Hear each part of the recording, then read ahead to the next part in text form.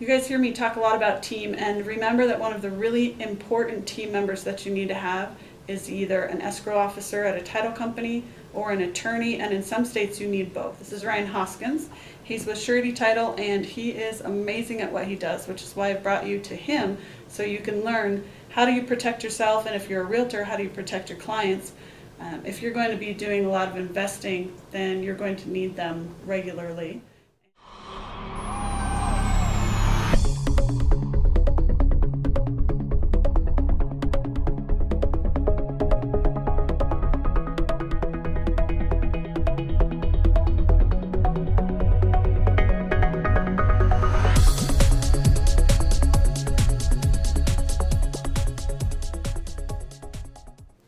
So Ryan, what is a title company?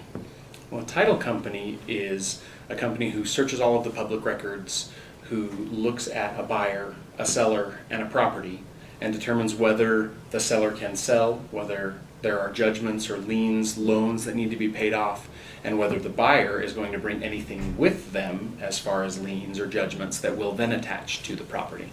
So at its most basic level, we just check the transaction and make sure that what everyone wants to happen can happen. Mm-hmm. And when I bring earnest money to you, what do you have to do with that? So earnest money is technically on the escrow side of the coin. So escrow is any time we're handling something that actually belongs to another person. So earnest money is a great example of that. You deposit it with us, we look at the terms of the contract, make sure that we get it deposited in a timely manner, and then we hold it based on that contract. And the contract has deadlines for the parties. If one party wants to get out of the contract, there are certain time frames for that. And we're bound the same way you would be if you were holding it at a real estate company or with an attorney to all of those terms of the contract, just to make sure that we're holding someone else's money in escrow at our office. Mm-hmm. So the three main things that I think of when I think of you, outside of you, of course, being amazing. And I really miss Ryan. I should give Ryan a call. But business-wise, yes. I think I need to have you hold my earnest money. Mm-hmm.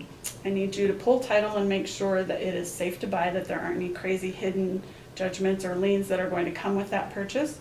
And then closing. So when we sit down at a table and you bring a stack of papers, maybe this big, every single penny is accounted for. Absolutely. On the money going in and out.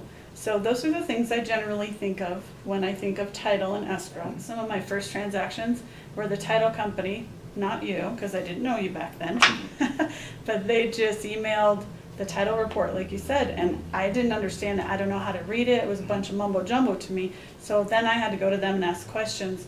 And I feel like that's a really important part of the service that you provide, is not explaining every single detail again, but just saying, here's the critical stuff. There's a lien attached, and here's our plan for it. PR. My team, I've trained that when I send you your PR, I say, hey, here's the PR on your transaction. Just so you know, the seller has one payoff. It'll be paid off at closing. There's nothing else on the PR you need to worry about. So you as a realtor or an investor are going to look at that PR anyway, and you'll get familiar with them and you'll learn what they say. But we try and get you pointed in the right direction. So you mentioned a PR. Mm-hmm. What is a PR?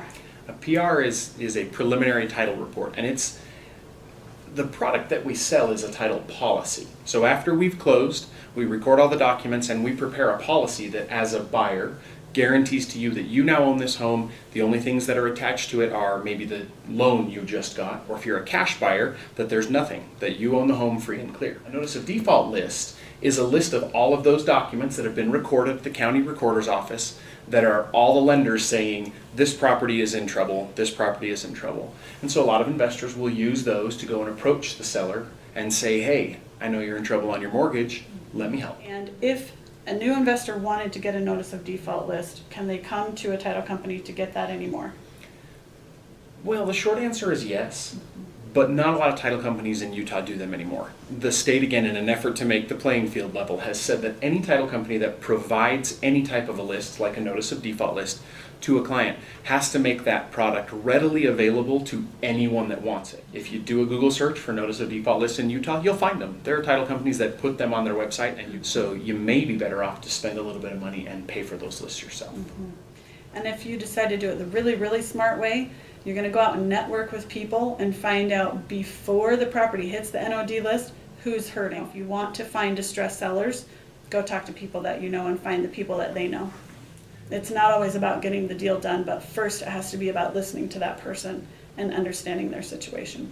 Remember, there's a person behind every deal. Absolutely. I'd say that's a number one thing to remember, no matter what kind of investing you're doing. There's always a person behind a house. They're all out there. You can shop around and be your own best advocate if you haven't found what you're looking for yet until you find Orion.